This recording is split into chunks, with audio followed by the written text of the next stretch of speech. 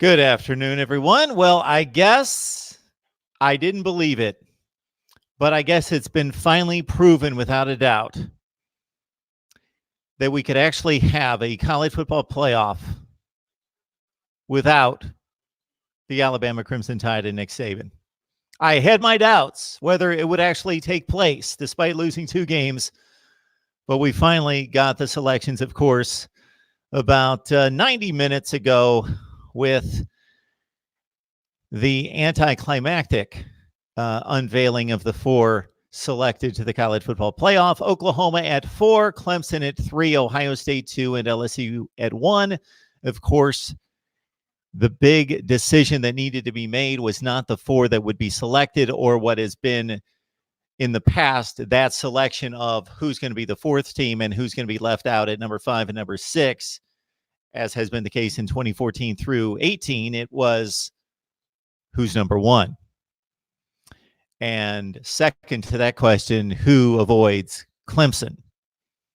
Oklahoma getting a bit disrespected, and their ability to challenge what has been termed as the Big 3. And then, of course, Clemson having won 28 consecutive games as defending a national champion. And despite not being challenged this year, outside of Mac Brown in North Carolina, that who would avoid Clemson and not have to play 2 of the Big 3. And that honor goes to the LSU Tigers, whether deserved or not. That is certainly going to be part of the discussion right here. This is MarkRogersTV, the voice of college football. Of course, lock it in. Lock it in if you love the game that we love and you are a hardcore college football fan. And even if you're the type of sports fan that this is the time of year in which you do lock it into college football after watching the NFL and the NBA and other sports throughout the year, and you're more of a casual fan, this is still the place to be.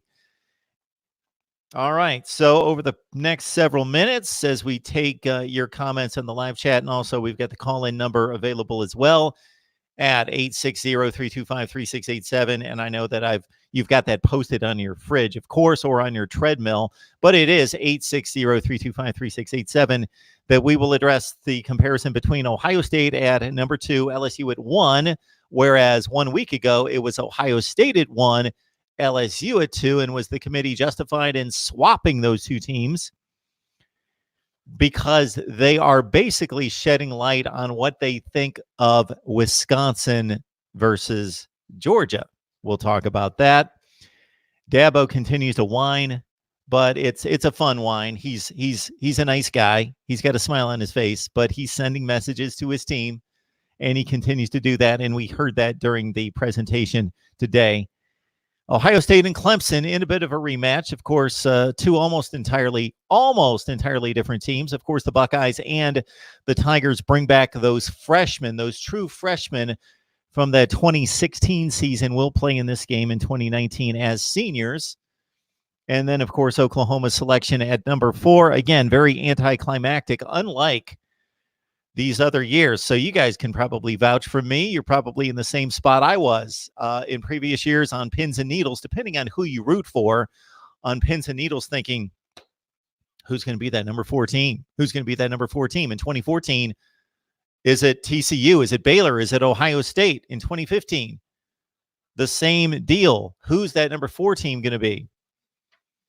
2016, Ohio State, Penn State. 2017, Ohio State, Alabama.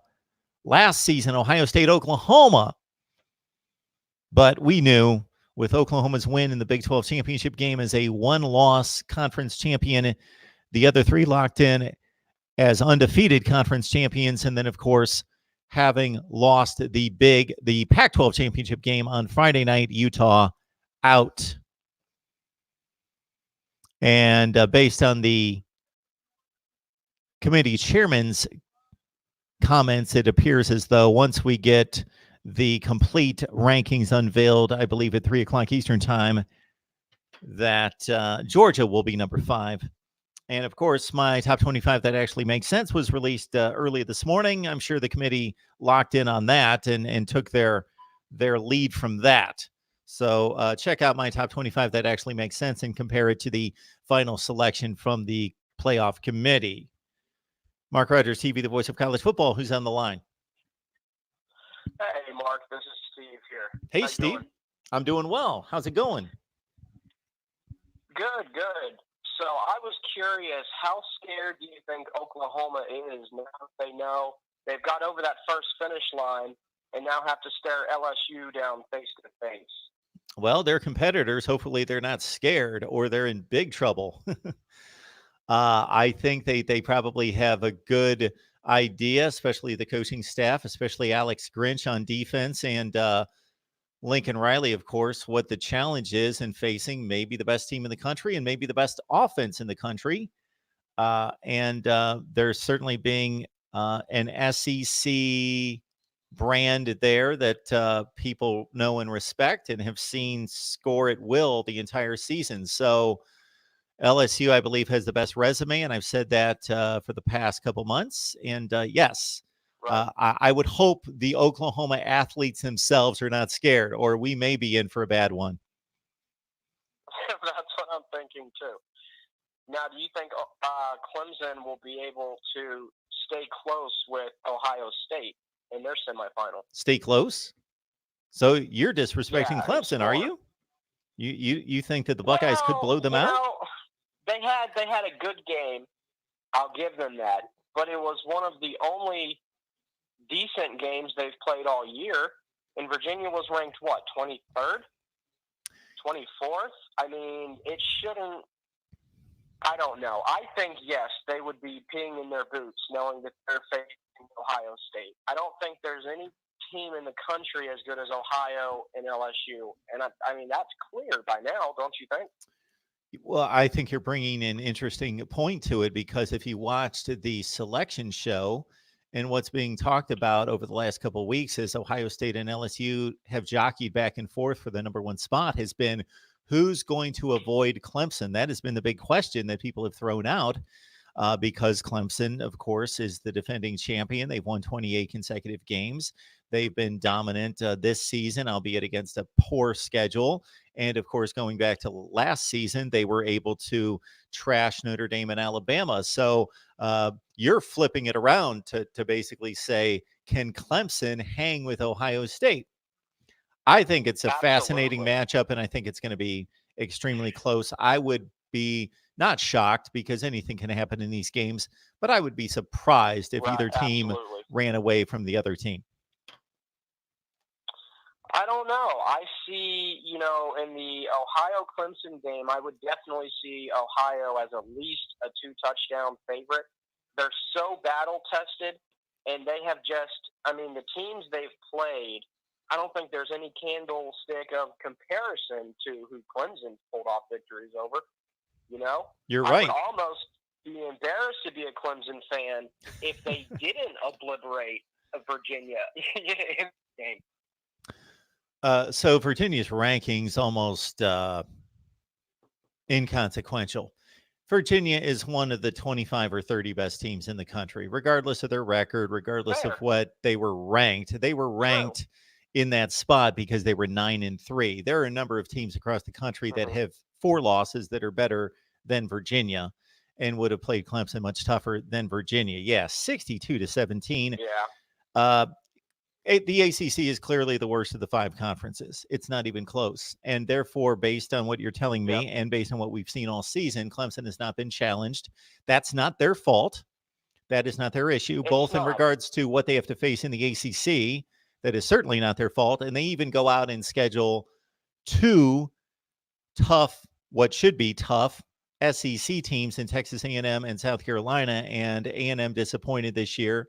And the Gamecocks did as well. So they can't help that. So it's not their fault. So I want to clarify that for everybody on the Clemson side that will, of course, have comments to say against me. I agree. They can't help that. They're in a terrible conference. And to be honest, of any 2 teams in the whole country, I think that Oklahoma and Clemson are in the wrong conferences. They should both be put in the SEC. There should be room made for them because they play in that SEC style. They deserve to be playing with us big boys. So you're an SEC fan, obviously. Oh, I'm a Gator. Okay. Yep, go Gators. Okay. So do you care at all about who your Gators are going to play? Yeah, to be honest, if we end up playing either Memphis or Virginia, I would prefer the Florida Gators to turn down a bowl game this year. It's almost insulting. I mean, if we go up against Virginia, I don't even think they're going to be ranked. And here we will be sitting probably 8 or 9 after the final tallies are out. I mean, what kind of bowl game is that going to be? You know, it's just an insult to the Florida legacy. I'd rather not go to a bowl game, to be perfectly. Well, they write these big checks for these bowl games, so I don't think your administration there is going to turn that one down. And I don't think the SEC would. I don't think the SEC would look kindly upon that either. But I get what you're saying. And they're going to use it for recruiting. Look how big we blew them away. But I don't know what decent recruit would want that as a promotion, beating an unranked team in a bowl game. I don't see much glory in it. Yeah, and I know as a Florida fan who roots for a top 10 team that's only lost 2 games this year, you want to go out and see your team face up against another national brand, another power team. It's been Michigan in the past or somebody like that. Yep. Yeah. You would like to see a team from the Big Ten or whomever, whatever conference, Absolutely. but a Penn State or a somebody out there. But holds their own, someone in the top 15 would be nice.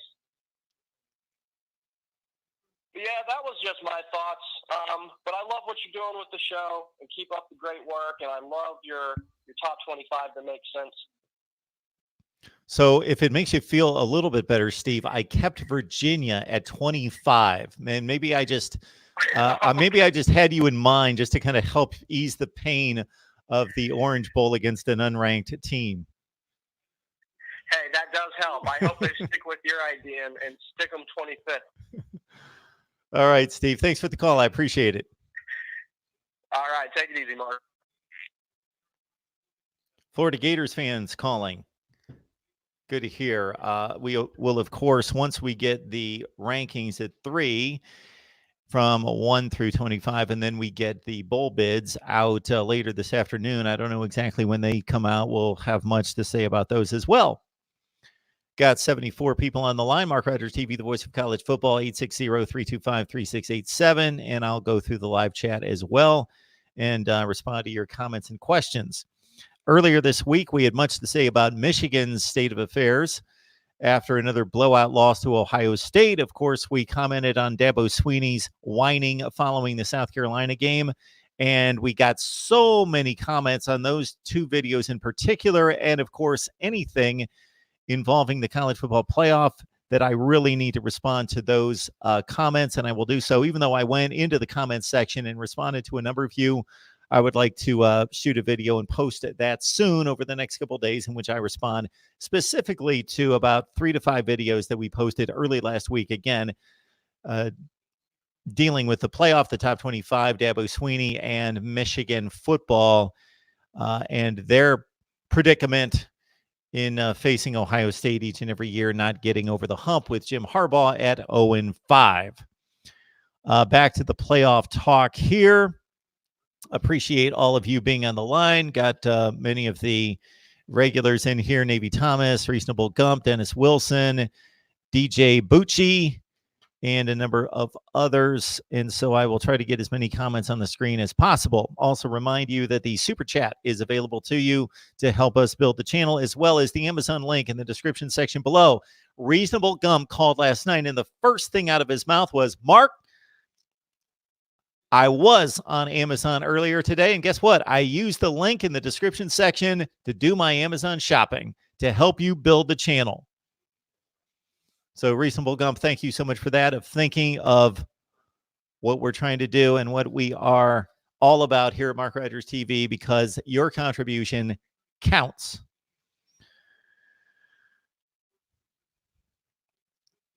So my issue with the committee is not in the Final Four rankings of Oklahoma 4, Clemson 3, Ohio State 2, and LSU 1. Because for the past 8 to 9 weeks, I've had LSU at number 1. I thought very early in the season they established themselves to have the best resume in the country. And that, of course, includes wins over Alabama, Florida, Auburn, Texas, Texas A&M to a lesser extent, that they have mounted an impressive resume. And even with Ohio State's late rush down the stretch and their backloaded schedule with Wisconsin twice, Michigan, Penn State, that they didn't quite catch them in the resume category. I don't completely agree with the selection committee making a late flip-flop of Ohio State and LSU. Mark Rogers TV, the voice of college football. Who's on the line?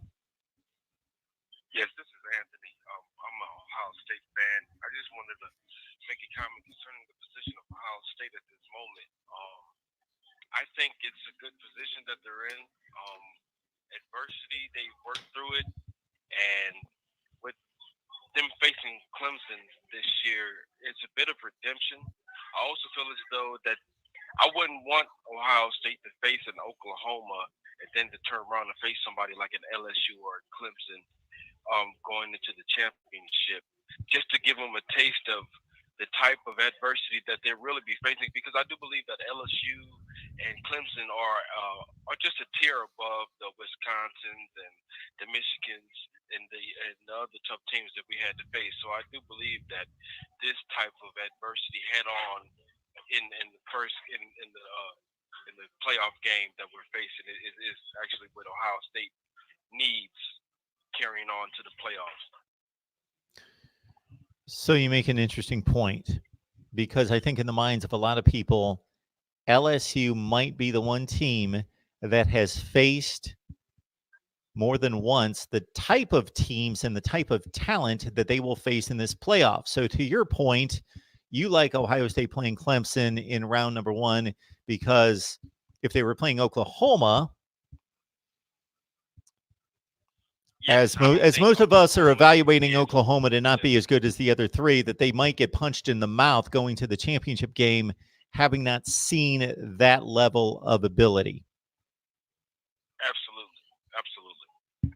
And I think Clemson shows that type of capability in the first game. And me myself being a Buckeye fan, I want that redemption, because that was a devastating loss in 2016, taking that 31-0, and coming off that championship in the past couple years back. I thought, well, actually the previous year, I thought that Ohio State was in the good running to do it again. I just didn't think that Deshaun Watson was actually that good, and Dabo Swinney could actually call the correct plays to put that type of whooping on Ohio State. I was impressed, and I'm glad that we get the chance to see what level of competition we can actually handle, and where Ohio State actually is for their championship run.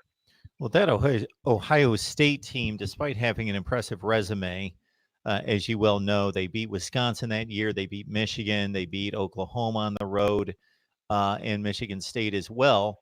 Even though the Spartans were down that year, that particular team, if you look at the playoff era, that might have been the worst Ohio State team, and they actually got selected to the playoff as being the first non-champion, of course, selected, and they might have been the least prepared Ohio State team because of the lack of offensive firepower to play a playoff game, as opposed to the other two teams that were in 2017 and 2018 left out.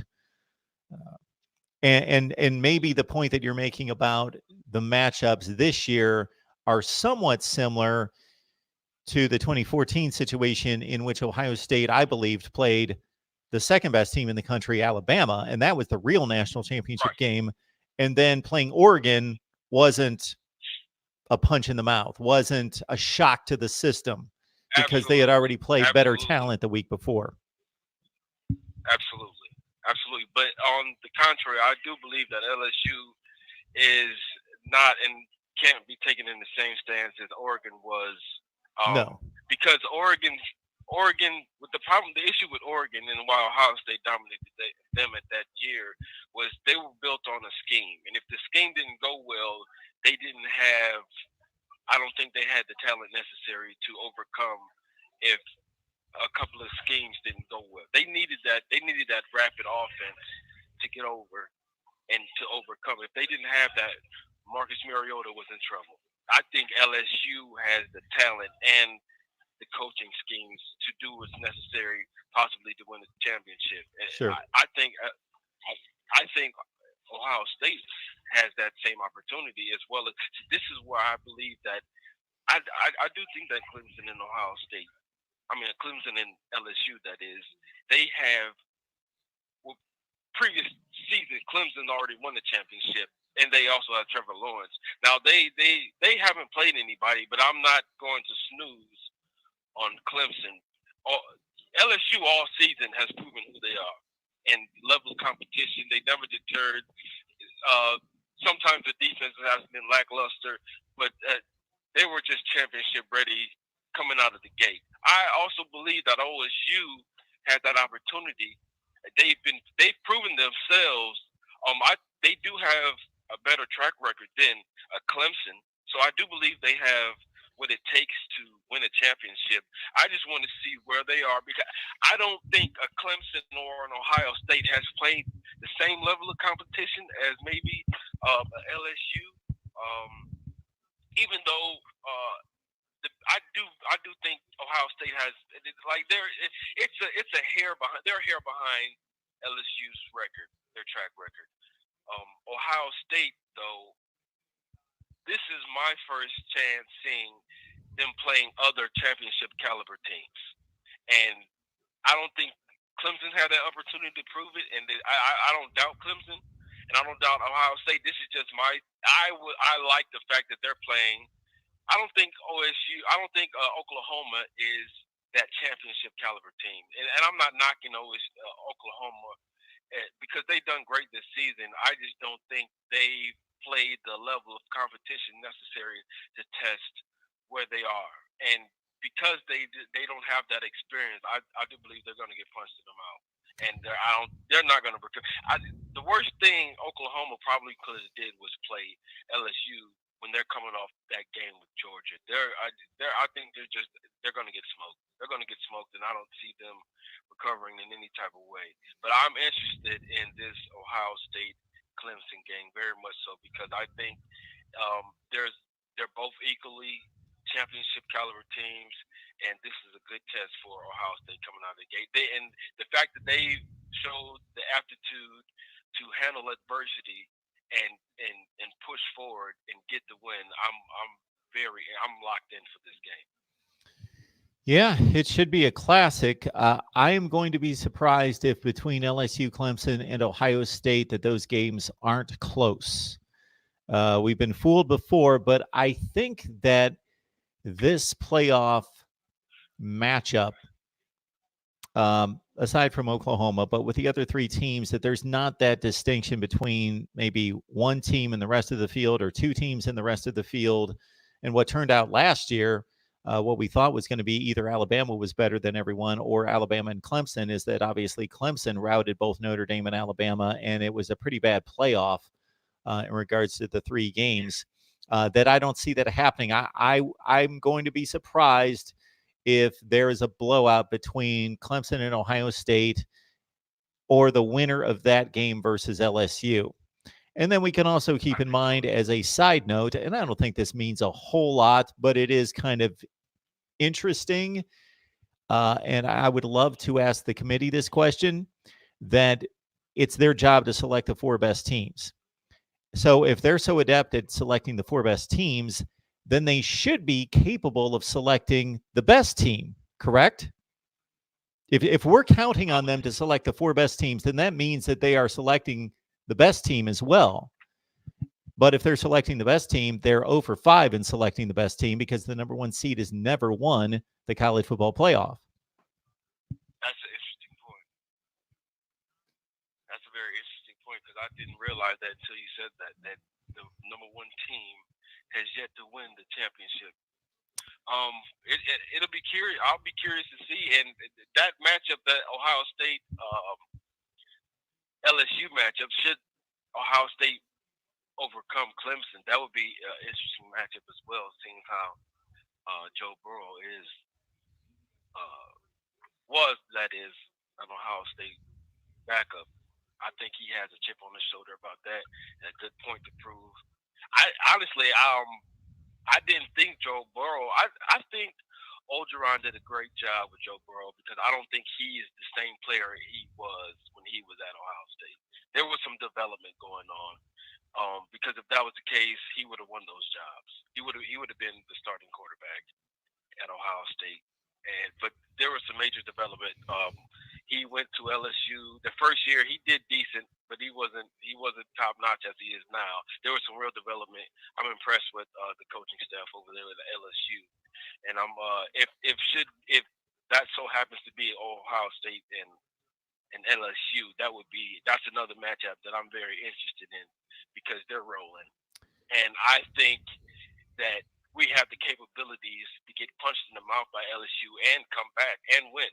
I think that's a good possibility if that lays out that way.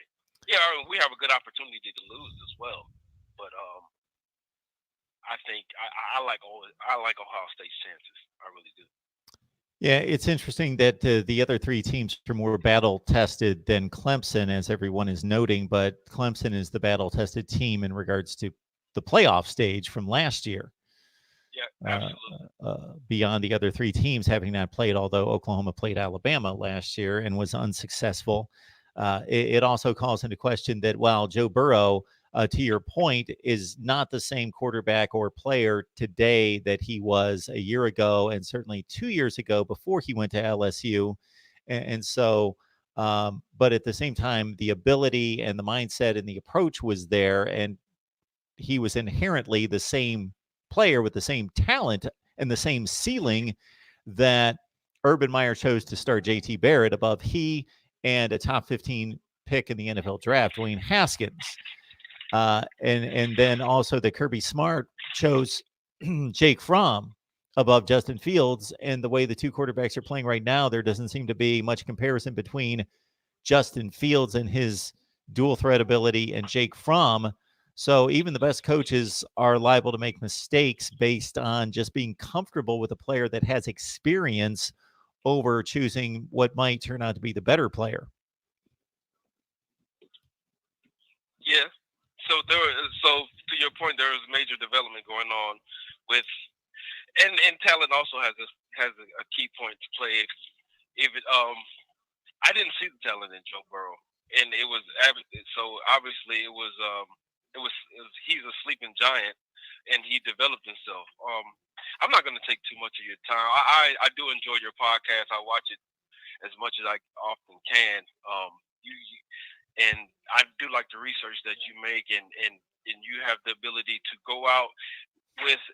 I think I heard you state that you are an Ohio State fan as well, but at the same time, you don't let your passion for Ohio State. You're very. I like your mindset. You have a strong. You think clearly.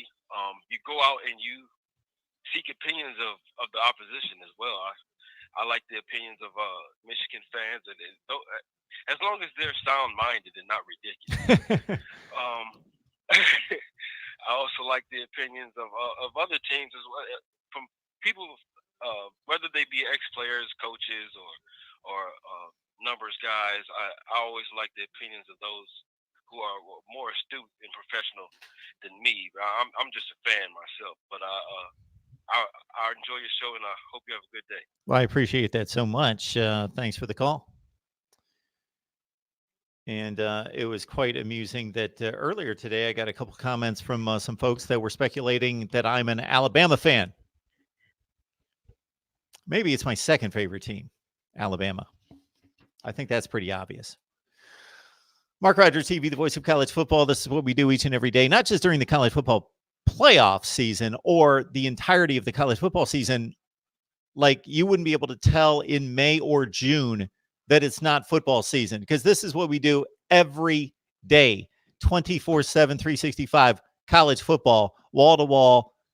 In May, we're sitting here talking what happened in last year's playoffs, or what's the recruiting trends, or what's going on right now, or what are the best schedules or the worst schedules. We are talking college football all the time.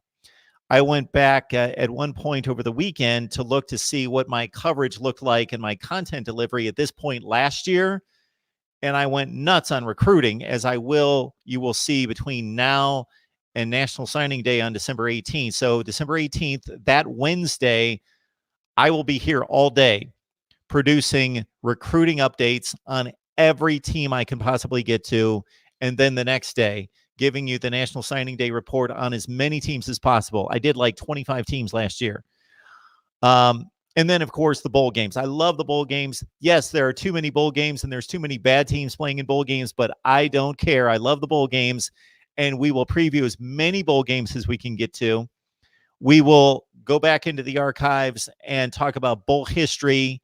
I will get to as many videos as I possibly can. And then for the big matchups, not just the college football playoff, but the Rose Bowl, the Peach Bowl, the big bowl games, wherever they are. I know the Peach Bowl is part of the college football playoff, but the big bowl games, there's speculation that, for example, USC and Michigan will play in the Holiday Bowl. We will preview the game from both sides, get the Michigan side, get the USC side, and we'll also just talk about Holiday Bowls past and Michigan Bowl history, USC Bowl history. We are going to just inundate you with content beyond belief. And of course, in addition to all the bowl games, the college football playoffs, and hitting all those from every angle, and then the recruiting with National Signing Day on December 18th, what else do we have going on? Coaches getting hired and fired. Got to cover all that. So my attempt over the next couple of days is to give you perspective on the Mike Norvell hiring at Florida State and Lane Kiffin at Ole Miss. Those are the two big hires over the weekend, and I will do my very best to get you perspective on that. Amazon shopping. It's Christmas. Christmas is coming. Please use the link in the description section of any of the videos that says Amazon. Also, Voice of College Football Community, please sign up there. Voice of College Football Community, the link is in the description section of any of the videos. And what do you get there? Well, our picks over the weekend were pretty darn good. 6-2 against the spread. 6-2 against the spread. I did not pick the MAC championship game or Conference USA. I don't get a chance to follow those teams, but everybody else, I picked the other 8 conference championship games, 7-1 straight up, 6-2 against the spread. 58% against the spread this season and 78% straight up. But really, that's not the reason you should sign up and join the community there. It's because we're trying to build a community. That's what we're doing. We are building a community and want that engagement with you. And also, there's an offer there for an exclusive live stream in which I bring you on to talk college football with me. We've done it about 8 times. It's worked out well. It's been great conversations. It was suggested and requested by me, to me, from you. So that's what we've got available there. Our exclusive live streams per request. And of course, like, comment, share the videos out there on social media. Let people know that we're here, and please subscribe. And then also keep in mind that the super chat is on. DeAndre, Nice Guy TV, thank you so much for the contribution last night. I didn't see it while we were on. I was taking too many phone calls and was just knee deep in the live chat. I missed the super chat contribution. If you have contributed to the super chat and I have not acknowledged you, it is not intentional.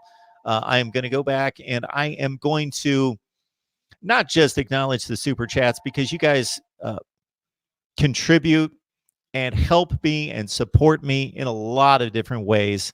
And I want to recognize and acknowledge that more so than I do now.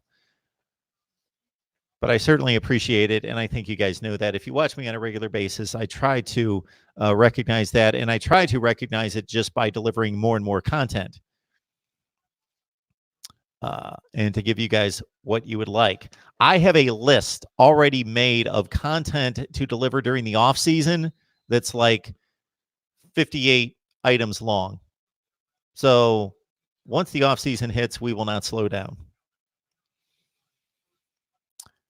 Kyle Pickett continues to run my campaign for vice president for 2020. And now that the holiday season's here, it's going to be January before you know it, and we will be in 2020. And that's when the campaign is really going to take off. Mark Rogers TV, the voice of college football. Who's on the line? Hey, Mark, it's McD Sports 4. How are you doing? I had a premonition as I was stating that it was going to be you on the line.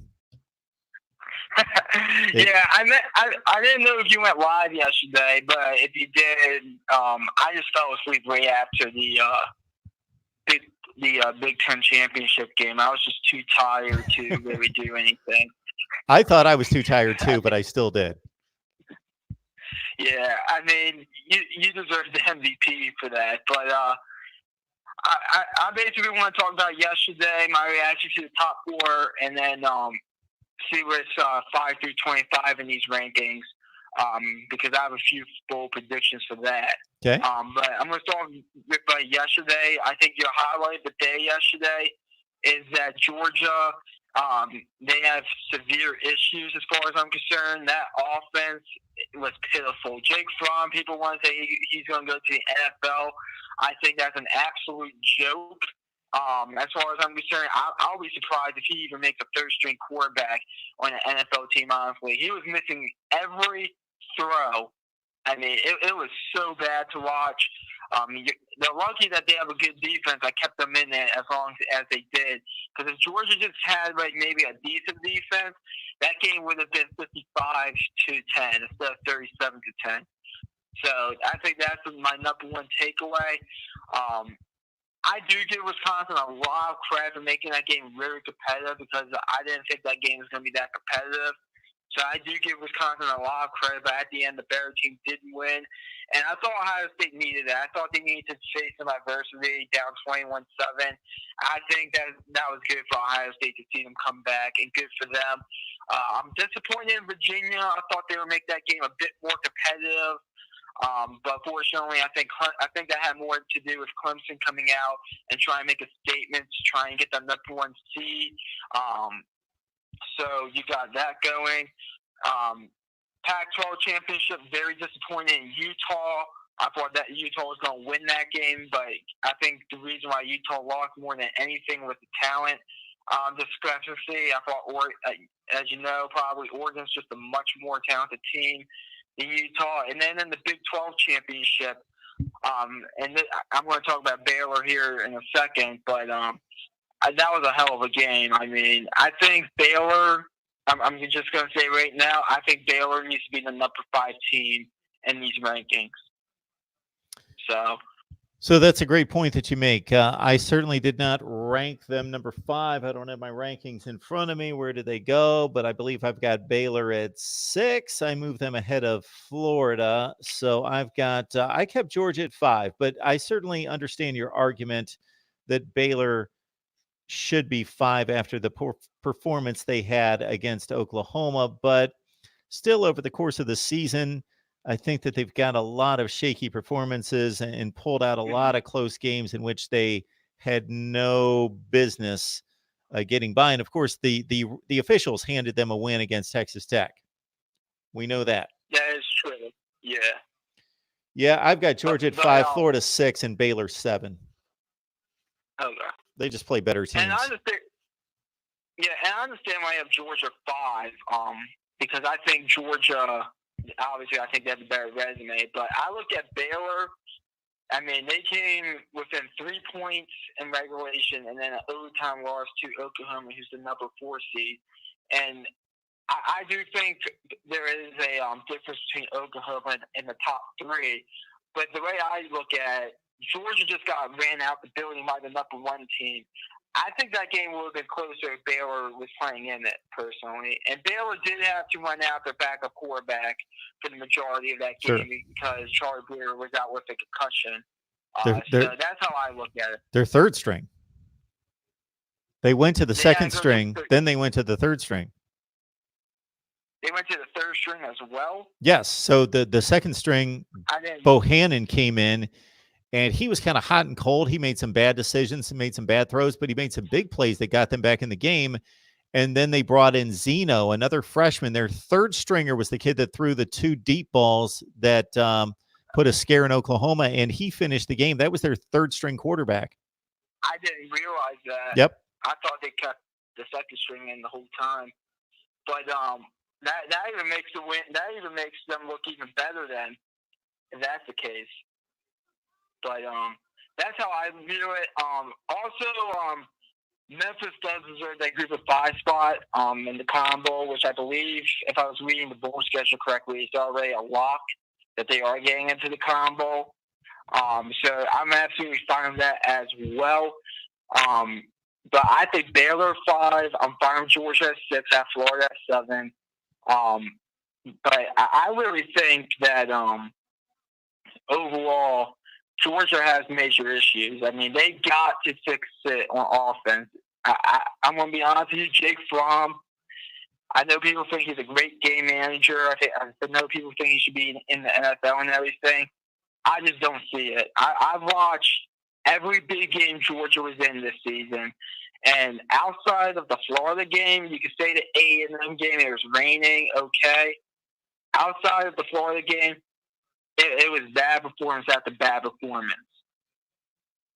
So that's where I'm at right now with Georgia. I think they should have maybe even thrown in their backup, because maybe he would have given them a better chance to win. That's how bad it got. Because Georgia was in that game at halftime. I know they were down 2 touchdowns, but if you're down 2 touchdowns at halftime, you're in the game. And even like in the third quarter, when it was like 20-3, they were in it. So that's how I view it for Georgia. Georgia's in a similar position as Michigan, and I know that there are a lot of comparisons I'm going to make here that don't line up. So there is a difference here. Georgia did make it to a national championship game 2 years ago. They have been better than Michigan, but in terms of having an obstacle in front of them, whether it be Alabama or LSU, Georgia seems to be in that place where, okay, we're continuing to see this, where they are not up to the challenge of breaking through to being the team in the SEC that can seriously compete for a national championship. And it's just going to be interesting to see what they do if they go the way of Alabama and LSU and revamp the offense and update the offense and look for a dual threat quarterback. Of course, Jake Fromm is most likely coming back. But he should come back. Yes, he looked awful yesterday, and I hate to pin it on the quarterback. I'm typically the guy that says, okay, it's a team game, and I look for other components of the offense. The offensive line, of course, is vital. The wide receivers, where their drop passes, where their routes, where there was no separation. Of course, the running game wasn't working. DeAndre Swift was banged up. So those things took away certainly from his play, but Jake Fromm and usually in some of the bigger games, both this year and throughout his career, he's played pretty well. He played really well against Oklahoma in the Rose Bowl. He played an excellent SEC championship game and putting up 28 points against Alabama last year. Played well against Florida this year. He's played well most of the time in the big games, but he was just all over the place. As you just mentioned, his throws were all over the place in this one, even when he had time. He did tweak his ankle, so that might have had some level of impact on his play. Well, I mean, and you bring up good points with the injuries, obviously. But yeah, they had a lot of people out. They had a lot of guys out. Yeah, I watch all the big games, Notre Dame as well. Outside of Florida this year, and you can make an argument that A&M, it was raining. He did not look good at all. I don't think he has good arm strength personally. I'm just amazed that people think he's going to go to the NFL at this point. I really am. But I'm going to digress off that because I don't want to overbeat it. But what's your reaction to Lane Kiffin getting hired and Mike Norvell getting hired at their respective universities? I'll admit I was wrong on both of them, because I know I came out and said that Kiffin was going to FSU and Norvell was going to Ole Miss, and those two end up flip-flopping. I'll admit that I was wrong on that. But what's your reaction to that? So the last point I'll make about Fromm is that from the time that I watched him play as a freshman, I thought, okay, this guy's a backup quarterback in the NFL, which there's nothing wrong with that. He'll make a lot of money and play 8 or 10 years in the NFL and probably get to start 5 or 6 games, but mostly he'll be a backup. That was my thought about this is where his ability is. He's a backup quarterback in the NFL. Then, of course, he progressed somewhat, and I started seeing, like you, all these top 15 draft projections, and I was surprised by that. And now we're seeing where he really hasn't developed or progressed in 4 years. Pretty much what we saw as a freshman is what we're getting now in year 3 from Jake Fromm. So that's a bit alarming. And I think, yes, he is going to make a roster in the NFL, but to look at him and think, okay, this guy's going to carry a franchise in the NFL is way stepping out of bounds. All right, when it comes to these two hires, I think Mike Norvell is a good hire. I certainly did an excellent job at Memphis. He was taking over for Justin Fuente, who really built that program and took it from a 2 or 3 win program to establish it in a good place for Norvell to take over. Mike Norvell, obviously, he's accomplished on the offensive side of the ball. That's what they need at Florida State. He's going to be able to work with, once he gets his recruiting down, it's going to be able to work with better talent there, although he may be surprised to see that he doesn't have the talent by and large on the offensive side of the ball at Florida State that he has at Memphis. It's probably fairly comparable, and it needs to be much better at Florida State. But I think he's a good hire. I don't think he's a home run hitter hire. I don't know that he's going to be challenging Clemson anytime soon, and we'll just have to see how he can handle a Power 5 major brand versus what we saw out of Willie Taggart, who, despite his accomplishments at South Florida and Western Kentucky, in which he was able to take 3 and 4 win programs and turn them into 10 and 2 teams, he then went to Florida State and was clearly in over his head. But I believe Mike Norvell is a good hire. I'll give it a B rating as a hire.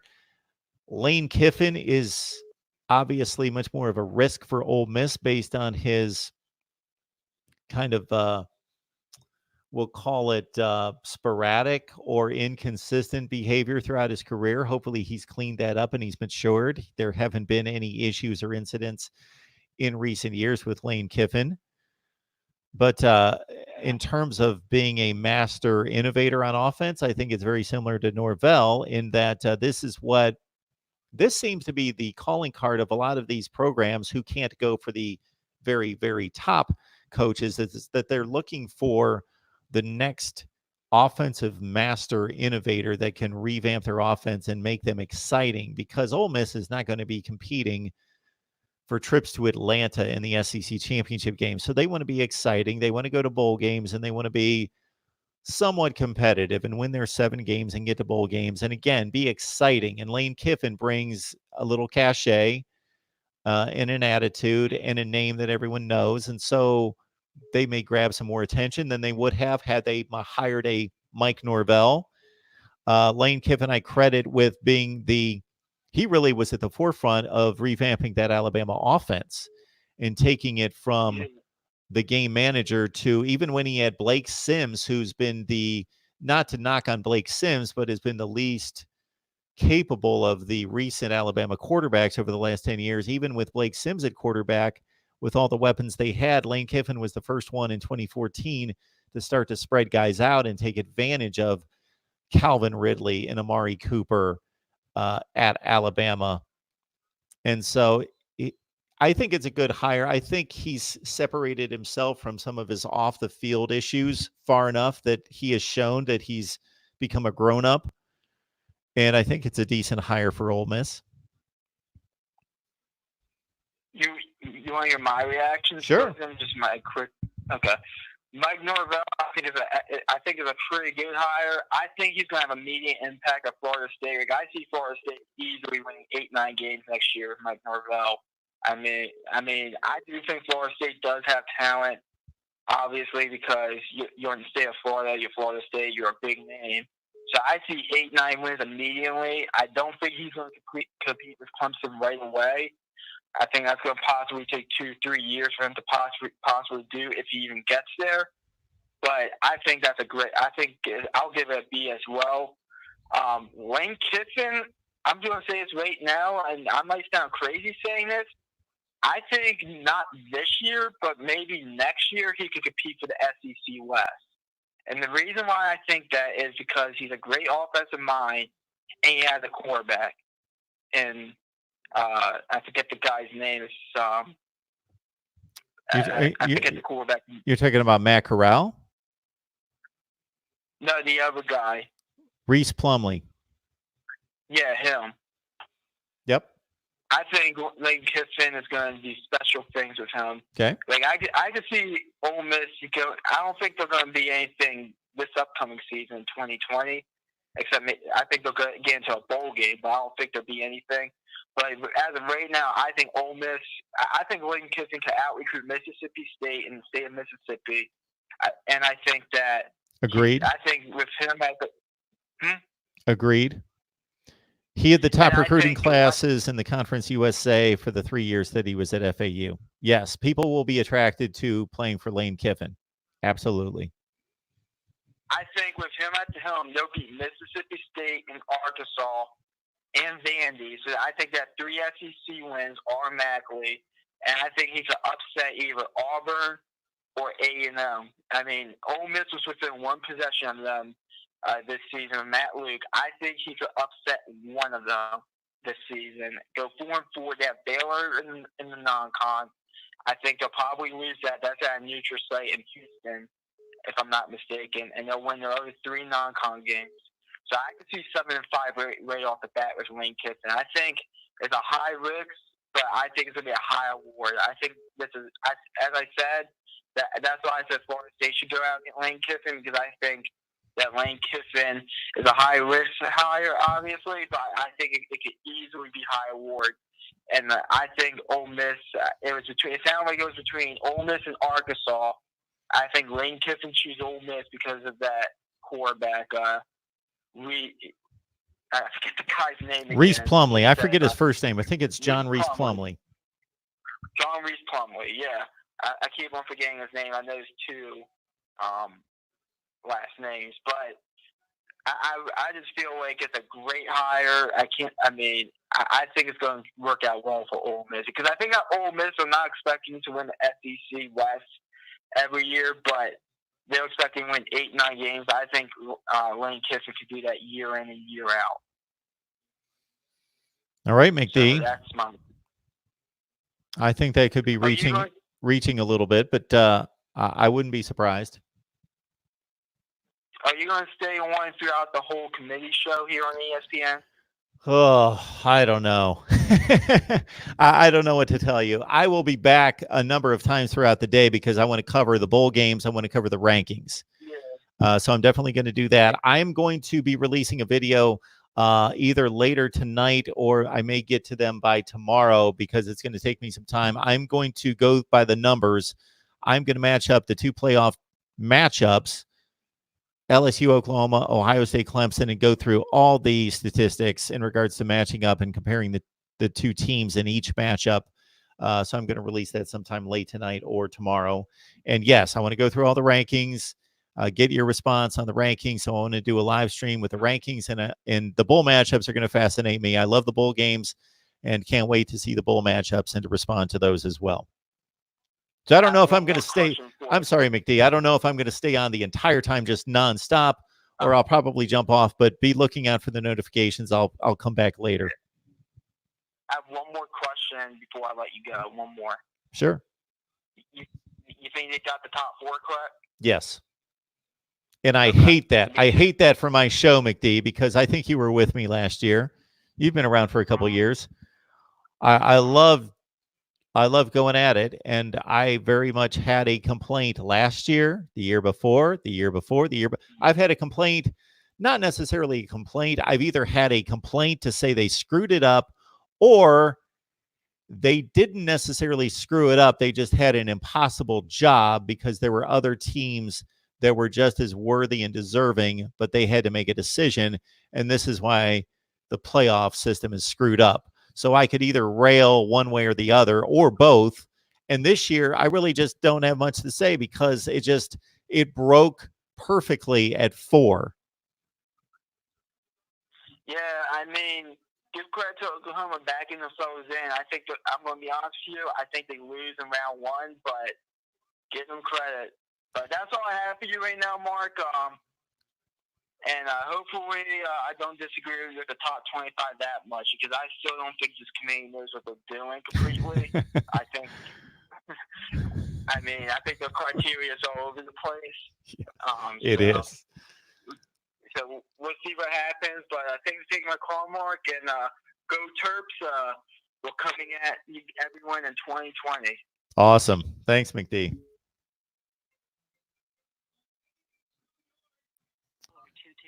We have a number of people calling in right now, so please be patient. Mark Rogers TV, the voice of college football. Who's on the line? Mark, this is Navy Thomas. Oh, hey, Tom. How are you? Hey, I just wanted to bring one thing up, because you were already talking about it, about the replacement of coaches. And I found only one sports network, which happens to be CBS, that is piling up all these teams that are getting coached. So I tweeted it to you to the link so you can review it. And they're all piled into one, whereas ABC, some of the other ones are only talking about one player, one coach at a time. And CBS put it all into one big total so far today.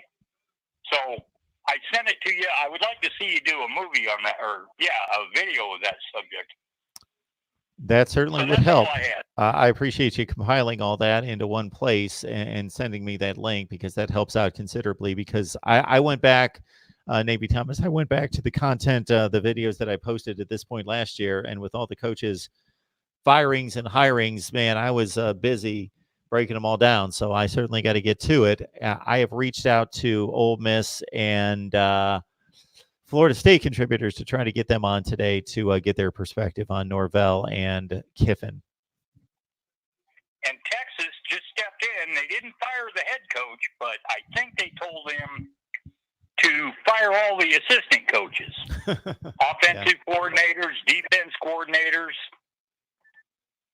I just can't believe that certain sport networks are not even only covering this stuff one coach at a time, whether it's an assistant or head coach.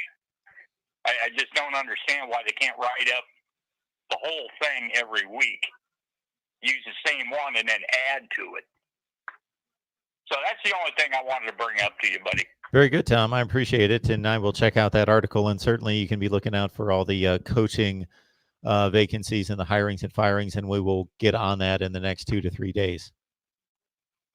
Okay, my friend. Talk to you later. All right, Navy Thomas. We'll see you. Thanks for the support, man. Buddy, bye.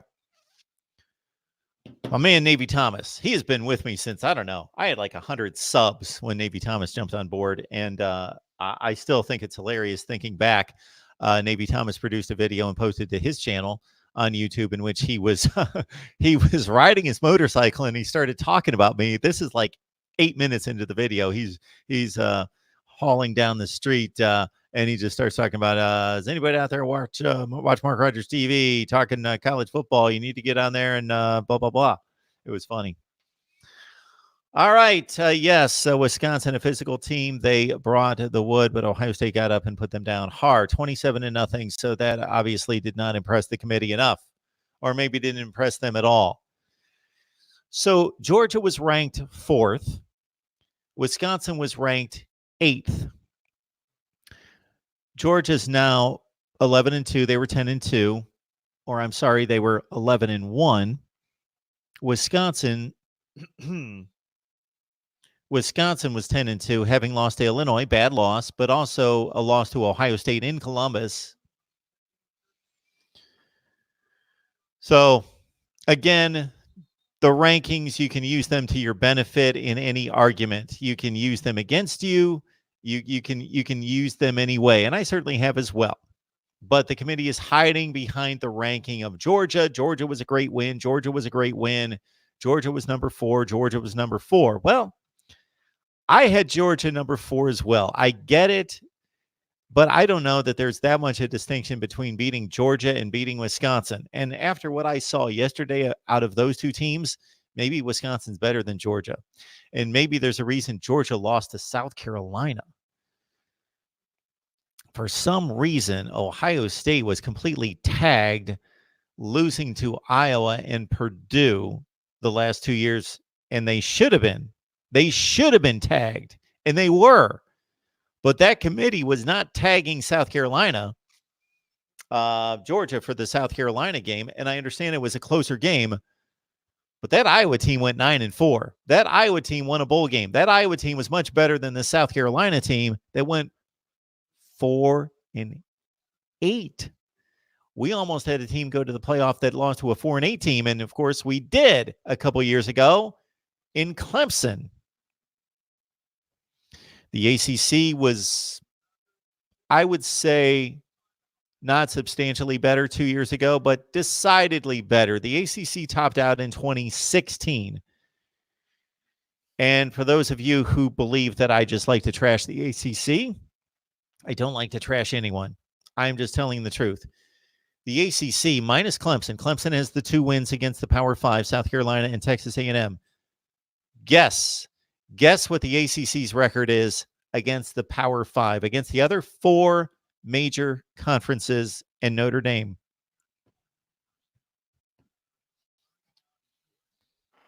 They've played the other conferences and Notre Dame 16 times.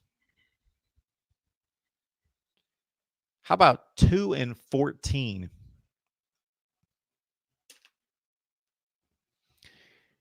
And I am the first one, and many of you know this from watching me analyze and rank year after year after year, and especially in the offseason. I'm not one just to spit out a record and say, that's that. So-and-so's 2-14.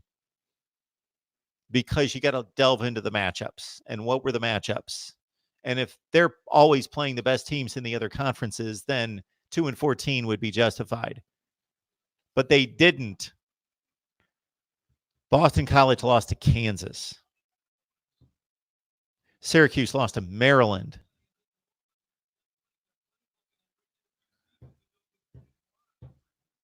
And it goes on and on from there. That doesn't even count Miami losing to FIU or Georgia Tech losing to the Citadel. The ACC's bad. It's bad. And when Dabo Swinney says that Virginia and Virginia Tech could play and they would be upper echelon teams in the other conferences, I understand why he says that. He needs to defend his league. He wants to defend his league, and it's a difficult thing to do. So he's got his work cut out for him, but that's just an inaccurate statement. We can't completely prove it, but I think by the results that the ACC has put on the board in 2019, we basically can prove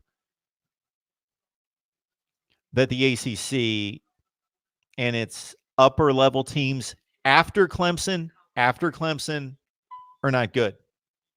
They're not Michigan, Wisconsin, Minnesota, Iowa, Penn State good. They're not Auburn, Florida, Alabama good. MarkRogersTV, the voice of college football. Who's on the line? Hey, Michael Hoke. How you doing today, sir? Hey, Michael. I'm doing just fine. How are you? Not too bad. I was just going to say I pretty much agree with what you've been saying most of the show and stuff. But the thing I'm trying to ask you, between the 2 games, do you think the Clemson Ohio State game will be the best one of them both? And also, what adjustments, even though Purdue did finish 4-8 this year, was snakemen by a lot of injuries, how do you think they'll be for next season and also for the Hoosiers? Well, I got to say, I'll take your second question first, is that Indiana football being connected to Ohio State with this conversation being surrounding who should be number 1, LSU and Ohio State. I hear that LSU's schedule and resume is backed up consistently by beating 7-5 teams when Ohio State beat an 8-4 Indiana team by 41 points. And people don't seem to be considering that a good win. When Indiana plays in arguably the best conference in America, I don't think it's the best. I think it's the second best, but it's arguably the best and in the best division. And they went 8-4. Indiana's a good football team. and that should be credited to Ohio State as a good win. Tom Allen is doing an outstanding job, and the guy has a motor, as you know, that doesn't stop. And he is a fierce competitor and a optimist, maybe not necessarily with the sales skills of a PJ Fleck, but certainly with the energy level of a PJ Fleck. And he's getting about as much out of the Indiana program as he possibly can. I believe that they're bringing in the best recruiting class. Certainly they did last year, and I think that they're going to top it this year than they have on record. They're very deep at running back, as you know. They're very deep at quarterback as well. They're 2 or 3 deep at quarterback with the Utah transfer and with Penix and, of course, Peyton Ramsey. I don't know what his eligibility status is after this year. They've got an impressive wide receiver core.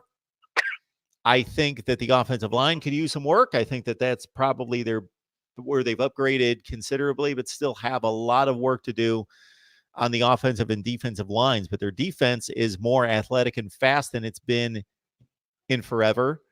He has really upgraded the talent at Indiana, and it definitely showed against Penn State in particular. So I like what Indiana's doing with Tom Allen. And Purdue, I think that the issues that they had this year, as you mentioned, that they got hit with more injuries than almost any team in the country.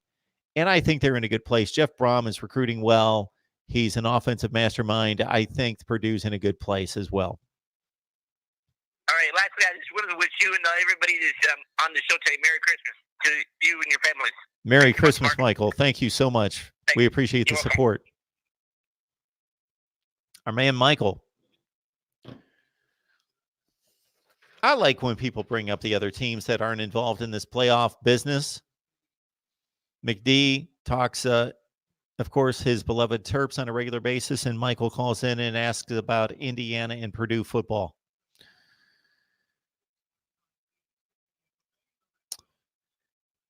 Mr. Kane, to you, Norvell will be at Florida State for 3 years, then get fired. Memphis is not Florida State. It's a lazy hire. Might as well have hired Al Golden. Good mid-tier coach, but not a big program game changer.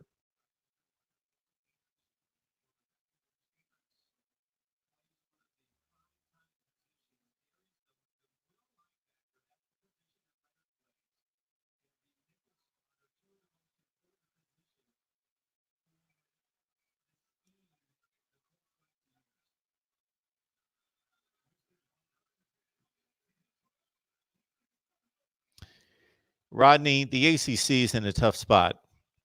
Their championship game has been a laughingstock for the past 3 seasons. The scores of the last 3 ACC championship games and the stadium that's 20% full. Well, actually, they did a decent job of filling up the stadium more so than they have in previous years, but still, how are they going to hold an audience when we already know going into the game who's going to win the game?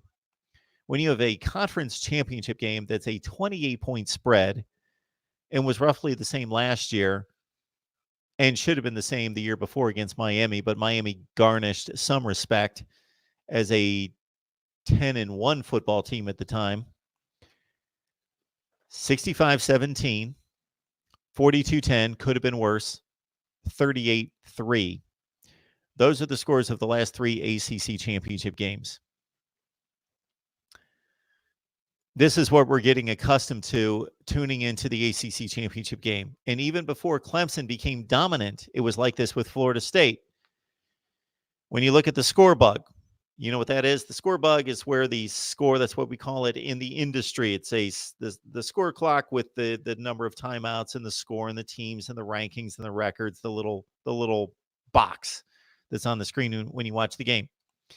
In the ACC championship game, it's become a regular pattern that one team has a small letter, a small number next to the name. Clemson 3, Florida State 4, Clemson 1.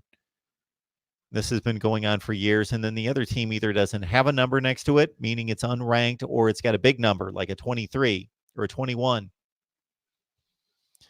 And we've rolled through Virginia and Duke and Georgia Tech and Pitt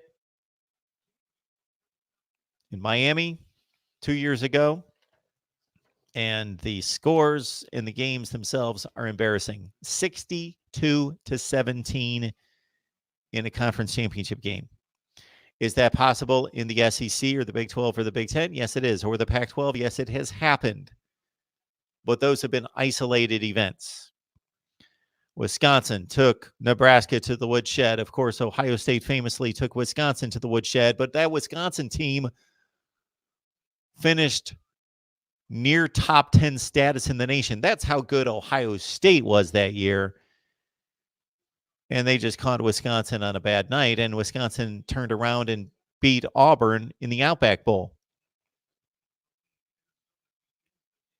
Miami did not win a bowl game after losing to Clemson, and Pitt did not win a bowl game after losing to Clemson.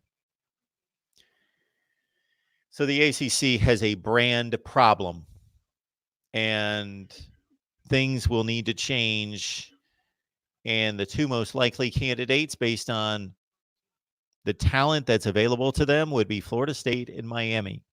And I don't see anything changing quickly at those schools. Quickly. It should change.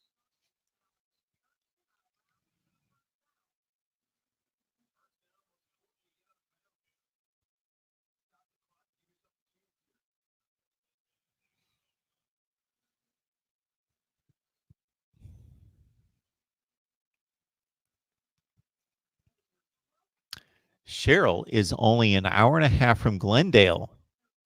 Cheryl, I had no idea where you lived, of course, as a big Ohio State fan. That's cool.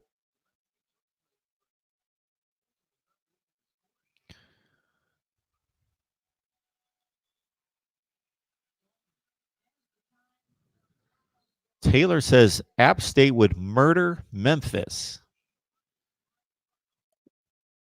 Okay, that's possible, but you're basing that on what evidence?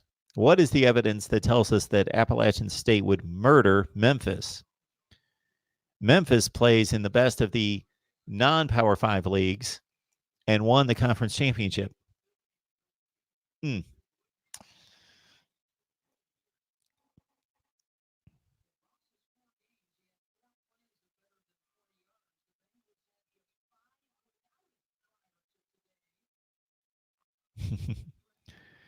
Sorry, Kyle. I tried to get to the phone calls as soon as possible.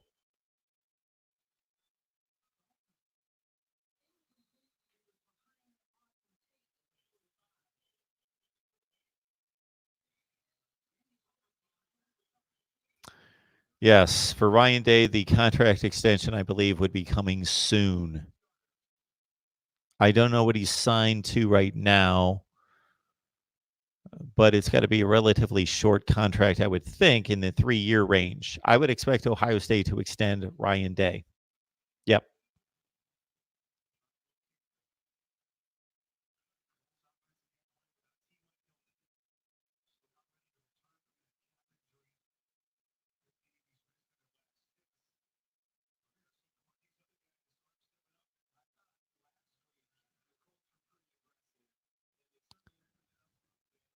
I am way behind on the live chat.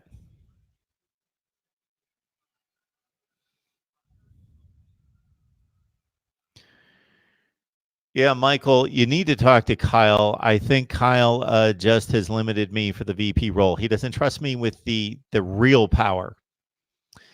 But we have time between now and November.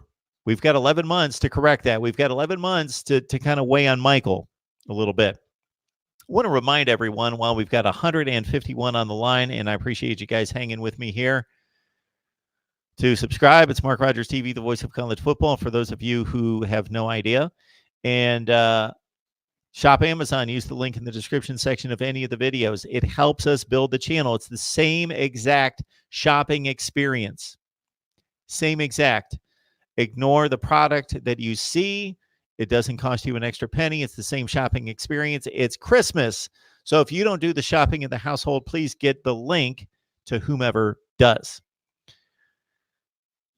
6-2 against the spread, 7-1 yesterday, straight up.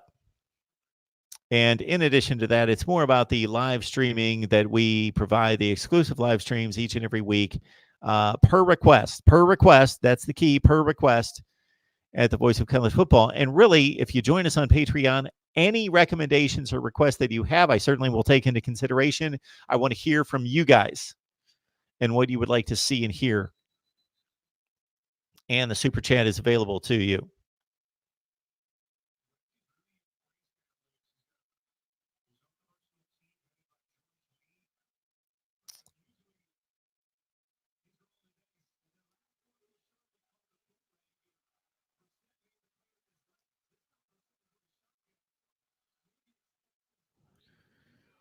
Jenny says the Big Ten is a dumpster fire. Where is Michigan? They're 9-3. Penn State looks weak. See, Penn State basically looks weak against other Big Ten teams. That's the deal. They looked weak against Minnesota, maybe. Minnesota was one of the best teams. Go think that through. Jenny, I don't know who you root for or what conference you're defending. I appreciate you stopping by and leaving a comment, and hopefully you're still on the live chat. I'm just trying to think of who you're comparing the Big Ten to. If you're comparing the Big Ten to the SEC, then we've got quite an argument, quite a debate. I believe that the SEC is still the best conference in the country, but the Big Ten is mighty close. And then there's a drop-off after that between most likely the Big 12 as being third, the Pac-12 fourth, and the ACC is last. So if there's a dumpster fire in the Big Ten, then there are dumpster fires all across the country. They're everywhere. The Big Ten is deep at a high level with Ohio State, Michigan, Penn State, Wisconsin, Iowa, Minnesota. That's a deep 6 teams. 6 teams who all have 3 or less losses and are ranked in the top 20.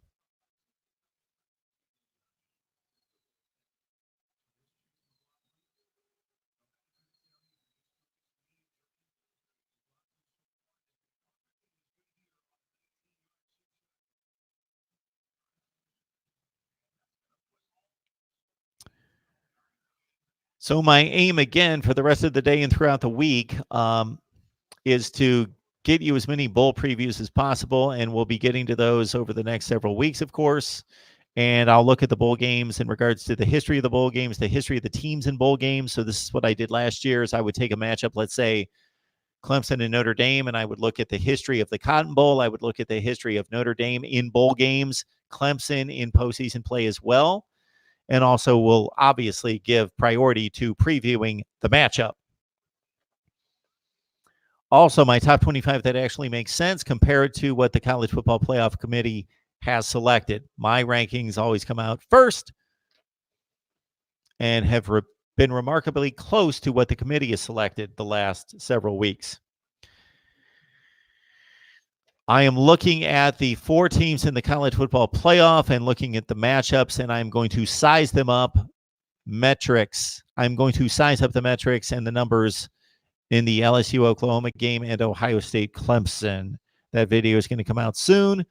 I'm going to be responding to a few videos that we posted last week that it gained a ton of attention from a lot of supporters and a lot of haters and detractors of MarkRogersTV, the voice of college football. So I would like to respond to those of you who responded to our Clemson videos that were targeted at the Dabo Sweeney comments after the South Carolina game, Michigan videos, top 25 videos, college football playoff related videos. You guys just flooded me with comments this week, and I would like to respond to those.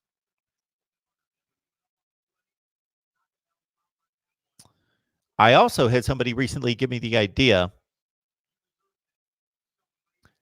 that it is 2019. Therefore, think about it. This is the end of a decade. So it's easy to think for some of you old timers that the 80s were a decade, the 90s were a decade. But once we got into the 2000s, we kind of lost track of, well, oh yeah, this is a decade from 2000 through 09, and the aughts from 2010 through 19. So, man, this is going to be a lot to get to with recruiting and National Signing Day and all the coaches' hirings and firings and all this college football playoff business and bowl games. But we're coming to the close of a decade. I would like to rank the best wins of the decade, the best teams of the decade, the best quarterbacks of the decade. We could go on and on and on and on and on and on and on and on and on and on and on. So give me your suggestions.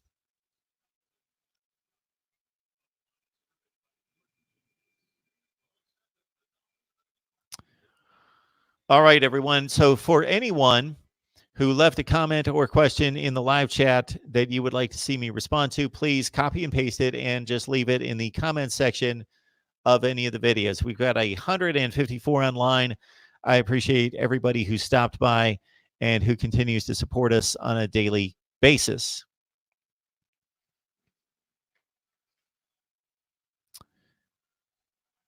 What am I forgetting, Dennis?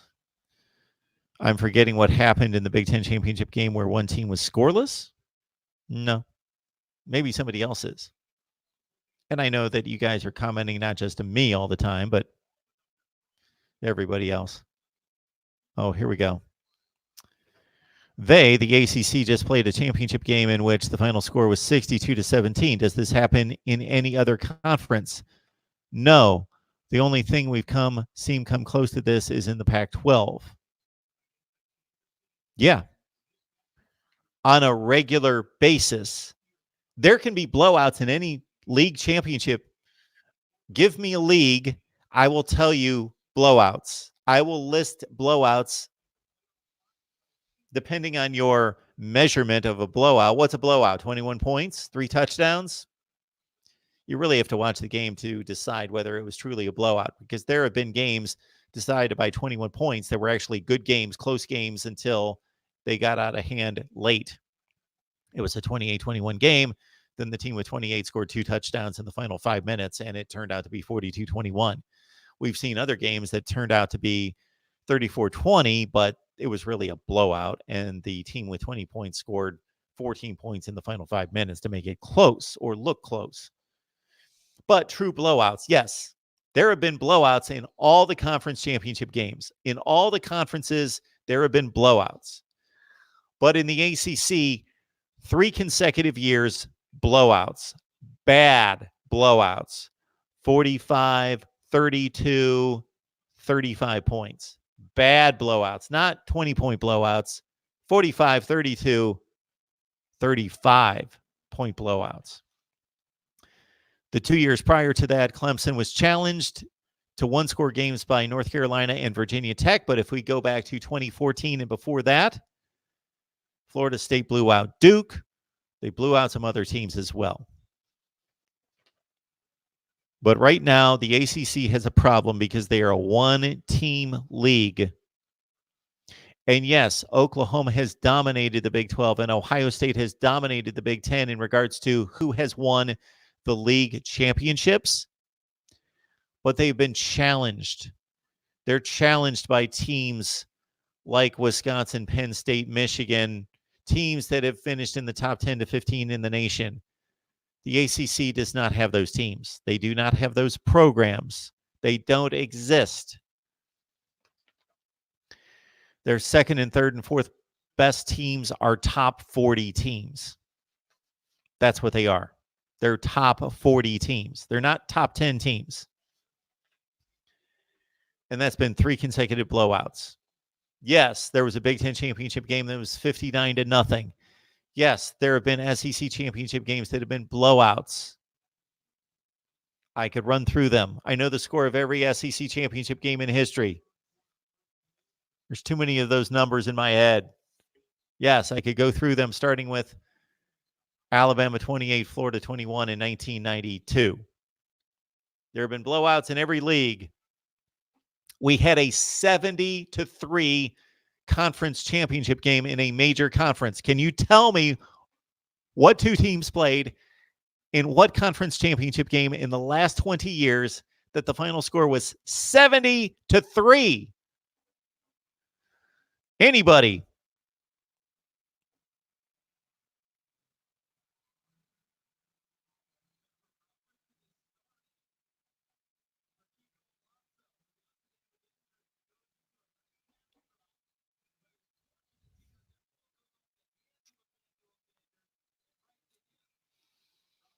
It's actually Texas and Colorado. And there was another game between those two that was 42-3 for the conference championship. Oregon beat Arizona one year, 51-13, 2014. Yes, there are blowouts on occasion in the other leagues, but there is not a disparity between Clemson and everybody else. That does not exist in the other leagues. And it just continues year after year after year. And it's a problem in the ACC. They don't have a competitive league. They just don't. It's not Dabo's fault. It's not Clemson's fault. If anything, it's a good thing they exist. If they were just another Pitt or Louisville or Florida State right now, if Clemson would have fallen like Florida State fell, then we would have a Virginia Louisville or Virginia Wake Forest championship game. That's what we would have. And because Clemson wasn't beating everyone, if they weren't, then we would have several other teams that would be have one game better records. And Clemson would just be another 7-5 team. If Clemson had not elevated itself under Dabo Swinney, think of what the ACC would be right now. The ACC would be the old Big East, where teams like UConn and Rutgers and West Virginia would win conference championships. In Pitt went to the Fiesta Bowl in 2004 as the Big East champion at 7-5 and lost to Utah and Urban Meyer 35-7 to Utah. And Utah was not a Pac-12 team then. They were a Group of 5 school. And they beat a Power 5 team in a bowl game 35-7. Or whatever we called them at the time. It wasn't Power 5. We called it something else. So imagine that if Clemson was not Clemson, if they had not invested the time, the money, the resources, the focus in the recruiting and everything that they've done to build a powerhouse, the ACC would be a complete mess. They wouldn't have one program that could lift up the whole conference. They would have a bunch of Wake Forests right now, a bunch of Pitts, a bunch of North Carolinas, a bunch of Louisvilles, and they would send one team to the New Year's Six, and they would get annihilated like they did again in the Big East.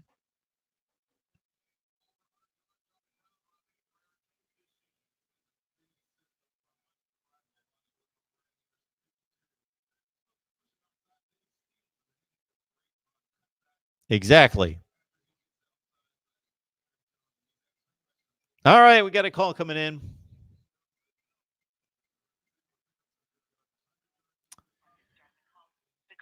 Hey, it's Mark Rogers TV, the voice of college football. Who's on the line? Hey, Mark. Reasonable Gump here. How you doing? I'm doing just fine. How are you? I'm doing pretty good. I heard you going on a rant about all the ACC defenders. I thought I'd hop on and join you for a couple minutes. Aside from Clemson, the ACC is 2-14 against the other Power 5 leagues. You know, I'm going to preface this by saying fans like me and everyone on this chat who that's all we really do is talk. We all whine about stuff. You know, anyone who has nothing to do with their lives can go on YouTube and find a bunch of comments where I was whining about something. All right, I was probably whining about something earlier in this chat that I can't remember anymore. But I think there's a big difference between fans who just watch games, who pay to watch games, and coaches who are paid millions of dollars to be the face or the voice of their programs. Sure. You got attacked like no one else last week when you made your video, a very fair video about Dabo's comments after the South Carolina game. I've never seen someone get attacked like you did. You weren't even trash talking. You were basically just telling everybody what he said. And I don't really know how that happened, but I did notice that 90% of the actors either had Clemson in their name or the Clemson logo next to their name. But and by the way, this is not specific to Dabo. Nick Saban is known for whining a lot, and I can't stand it. He was whining earlier this season about Alabama having to play noon games.